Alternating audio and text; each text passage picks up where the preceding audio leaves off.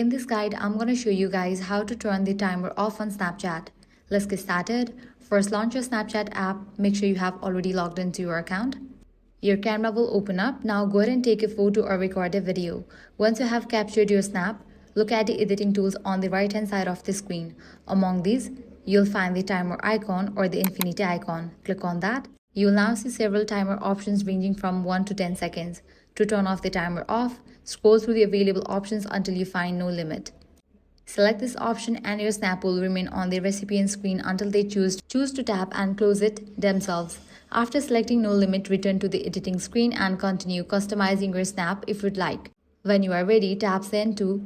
Choose the friend or friends you want to send the snap to and then send it as usual. Your snap will now be delivered without a time limit, allowing the recipient to view it for as long as they want before closing it. And that's it. This is how you can easily disable the timer on Snapchat. If this guide helped you out, do not forget to like, share, and subscribe.